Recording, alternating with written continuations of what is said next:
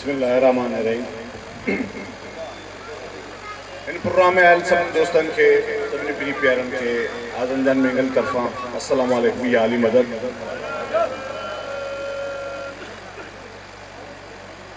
जी त ही पिंडाल भरियो पियो है, सॼी सिंध का आर्टिस्ट दोस्त संगत साथ राइटर डायरेक्टर सब पहुंची चुका हैं।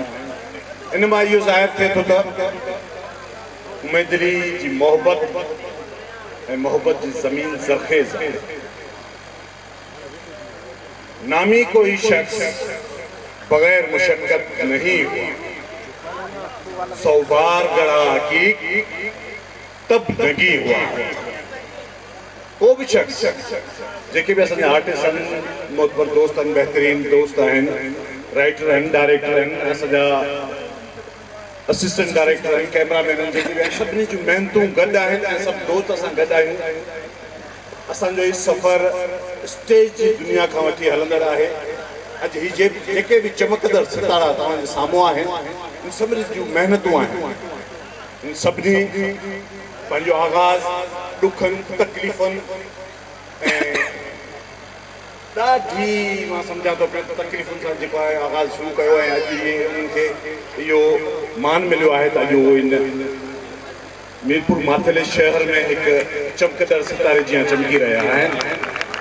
इन्हनि में प्यारे में प्यारो दोस्त असांजो उमेदली कलवड़, नो डाउट बहितरीन अदाकार, सुहिणो डायरेक्टर ऐं हर दिल जी शख्सियत।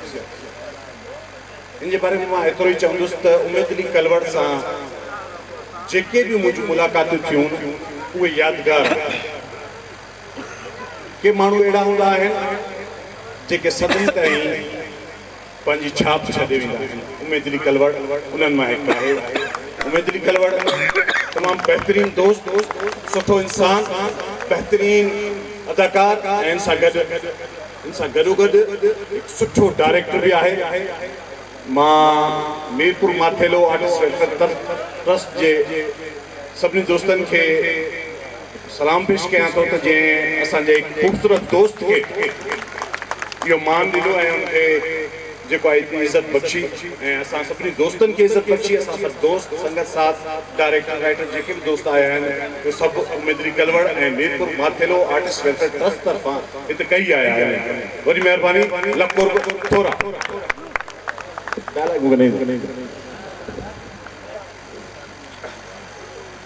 खैरपुर जे कारकुन जहिड़ो मिठड़ो माण्हू, ख़ूबसूरत आर्टिस्ट, मां दावत ॾींदुसि।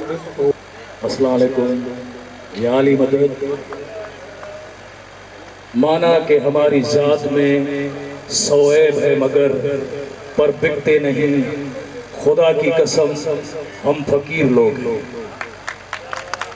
शहरन मिजाज बदलिया, खंजर विकाम जीविया, गुल न कंहिं ख़रीदिया, पत्थर विकाम जीविया, न कुछ पांजन जो कुछ हेल विकाम जीविया, कुछ पर विकाम जीविया। ये मीरपुर माथेले जी धरती मुझे लाए अमर जी है। उमेदली ये ड्रामा ये किरदार अदाकारियों ये पंहिंजी जाइ ते मुझी पहिरीं मुलाक़ात साईं निसार शाह उमेदली सां कराई 1994। मुझो भाउ आहे, मुझो उन जे लाइ दुआऊं आहिनि ऐं मीरपुर जा जेके बि माण्हू आहिनि उन्हनि खे सलाम। असांजे हिन दोस्त जे लाइ भरपूर ॿिनि हथनि जूं भरपूर ताड़ियूं वॼायो छो त ही असांजी सिंध जो, असांजे पाकिस्तान जो हिकिड़ो सरमायो आहे। ऐं ईअं सम्झो त हिन सां जेकॾहिं हफ़्ते जे अंदरि या ॿिए हफ़्ते जे अंदरि फ़ोन ते ॻाल्हि ॿोल न थींदी आहे, हिकिड़ो ज़हनी तरह सुकून न ईंदो। छो त हीउ मुंहिंजो मोमिन भाउ आहे, हैदरी भाउ आहे ऐं हिन जी मोहब्बत जिन मुर्शिदनि सां आहे उन सां मुंहिंजी बि मुर्शिद आहे। शल हिन जो घर, हिन जा बचड़ा सदाईं शादो आबाद हूंदा। अॼु असांजी रिकॉर्डिंग हुई कंहिं ड्रामे जी, ज़ुल्फ़कार भाउ ऐं आउं परे खां कई आयासीं। पर ईअं सम्झो अॼु ही मेड़ाको ॾिसी, मंच ॾिसी, सभु दोस्त ॾिसी दिल ऐं अखियूं ठरी पियूं आहिनि।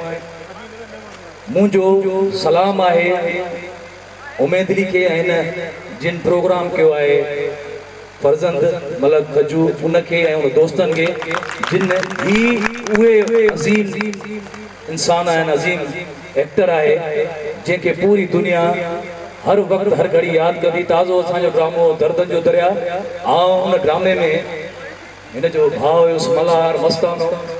सच पुछो मां कराची में हुयुसि, मुंहिंजे घर में आख़िरी जेॾीमहिल वाइंड अप ड्रामे जो हले पियो त मामे मूंखे फ़ोन कई, मुंहिंजी ओता कदे के ठरी मीरवाह जा माण्हू, के ईअं सम्झो खैरपुर जा माण्हू, काफ़ी माण्हू ईअं अचे पहुता त ॼण ही जाई बि मल्हार मस्तानो मरी वियो आहे।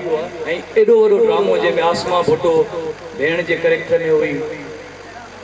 हक़ीक़त पुछो त उते जेॾीमहिल ड्रामो असां कयूं पिया, बिलावल खोखर हुयो, असां टई ॿाहिरि हुयासीं, पर ईअं पियो महसूसु थिए ॼण असां माना हिकु माउ जा आहियूं ऐं ड्रामो करे ॾिठोसीं ऐं सिंध खे दर्दनि जे दरिया रोआरे विधो।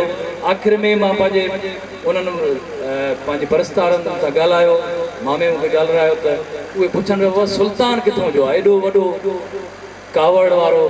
आख़िर में उहो बि रोई पियो, उन बि चयो त जल बकरी धनारा जा धक हाणे केरु चवंदो। हक़ीक़त ॿुधो ऐं कराची में फ़ोन ते मां रोआं पियो त इन्हनि माण्हुनि जी जेका मोहबत आहे, तव्हांजी मोहबत आहे त असां आहियूं, जेकॾहिं तव्हांजी मोहबत न हूंदी त असां न हूंदासीं। उमेदली जे लाइ भरपूर ताड़ियूं वॼायो। महिरबानी।